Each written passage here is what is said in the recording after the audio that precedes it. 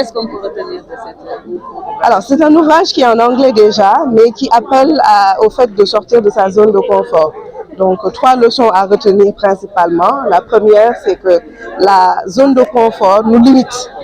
Une invitation donc est donnée à toutes les personnes qui sont dans une situation où elles se sentent prises au piège ou elles se sentent peut-être dans un carcan, de pouvoir se libérer ou de libérer leur potentiel. La deuxième leçon, c'est une sororité, parce que ce livre, je ne l'ai pas écrit seul, je l'ai écrit avec une ancienne collègue à moi, qui invite également au fait de pouvoir s'ouvrir aux autres, d'accepter le mentorat comme un modèle économique quelque part, mais aussi de pouvoir indiquer que les femmes peuvent s'entraider et travailler ensemble pour un Sénégal qui se développe, pour un continent qui se développe. Okay, vous avez fait appel à une femme qui n'a pas fait d'études poussées, mais quand même vous êtes un peu inspiré de son parcours. Effectivement, Nani est celle qui a initié RADES.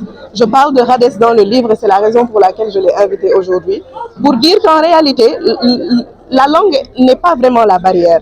Parce que ce qui nous unit, c'est que nous sommes tous des êtres humains. Et donc, par conséquent, on ne devrait pas limiter cet aspect leadership féminin au fait de parler ou pas parler une langue. Donc, français, anglais, c'est la même chose. Il est important que nous puissions encourager ces femmes qui sont dans des coopératives ou dans des GIE à prendre le relais et à s'assurer qu'elles prennent des fonctions importantes au niveau de leur communauté respective. Et le livre est écrit en anglais. Pourquoi c'est ça? Le choix du livre en anglais est très simple parce que celle avec qui je l'ai écrit est nigériane, donc elle ne parle pas forcément anglais, mais c'était aussi un défi.